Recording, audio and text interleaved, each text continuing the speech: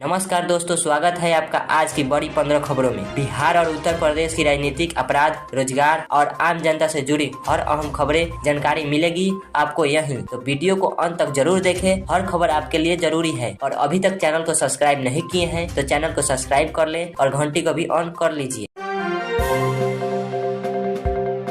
India गठबंधन में seat बंटवारे की चर्चा तेज। जी हां, बिहार में आगामी विधानसभा चुनाव को लेकर इंडिया गठबंधन के भीतर सीट बंटवारे की चर्चा तेज से चल रही है। कांग्रेस और आरजेडी की नई वार्ता शुरू की गई है। कांग्रेस अब तक 72 सीटों की समीक्षा कर चुकी है और चर्चा है कि उसे गठबंधन के तहत लगभग 60 सीट मिल सकती है।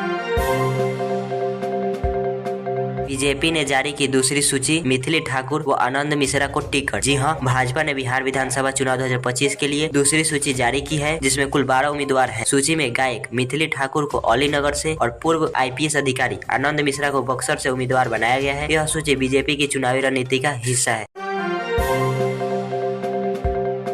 यूपी में 3840 मेगावाट सोलर पार्क निर्माण, स्वच्छ ऊर्जा लक्ष्य को बल। जी हां, उत्तर प्रदेश ने स्वच्छ ऊर्जा के क्षेत्र में बड़ा कदम उठाया है। राज्य में 3840 मेगावाट क्षमता को सोलर पार्क विकसित करने की योजना है। इससे प्रदेश में पर्यावरण उत्थान और ऊर्जा आत्मनिर्भरता को बढ़ावा मिलेगा।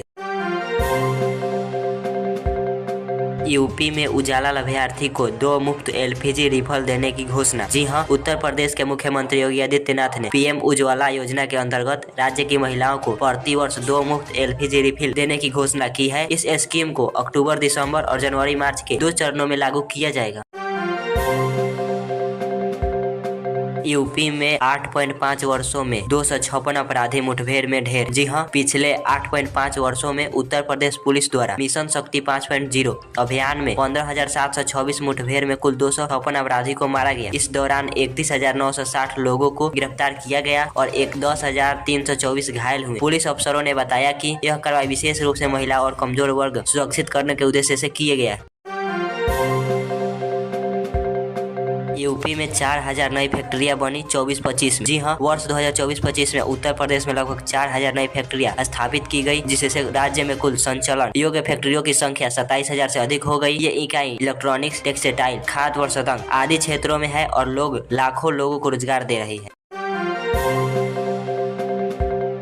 पटना के शहरी इलाकों में मतदान सहभागिता कम। जी हां, पटना के शहरी निर्वाचन क्षेत्र जैसे दाघा, कुम्हारार, बंकिमपुर में मतदान प्रतिशत बहुत कम रहा। पिछले विधानसभा और लोकसभा चुनाव में वह भी भागीदारी लगभग 35 से 47% के बीच रही। निर्वाचन अधिकारी इस कमी को दूर करने के लिए जागरूकता कार्यक्रम चला रहे।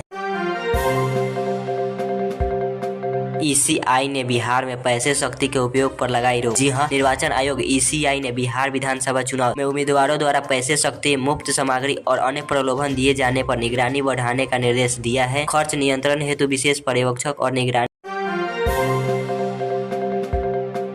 पीएम मोदी करेंगे बूथ स्तर के कार्यकर्ताओं से संवाद आज। जी हां, प्रधानमंत्री नरेंद्र मोदी आज बिहार विधानसभा चुनाव प्रचार की शुरुआत करते हुए बीजेपी के बूथ स्तर के कार्यकर्ताओं से संवाद करेंगे। इस वर्चुअल संवाद कार्यक्रम में मेरे बूथ सबसे मजबूत अभियान के तहत आयोजित किया गया है। गृह मंत्री योगी ने प्रदेश की आत्मनिर्भरता बनाने की दिशा पर जोर। जी हां, मुख्यमंत्री योगी आदित्यनाथ ने कहा कि उत्तर प्रदेश को आत्मनिर्भर और समृद्धि राज्य बनाने के लिए शिक्षा, स्वास्थ्य, कृषि, उद्योग, सुरक्षा और बुनियादी सुविधाओं सभी क्षेत्रों में योजनाएं बनाई जा रही है। उनका मानना है कि यह प्रयास 25 करोड़ निवासियों को सपनों को साकार करेगा।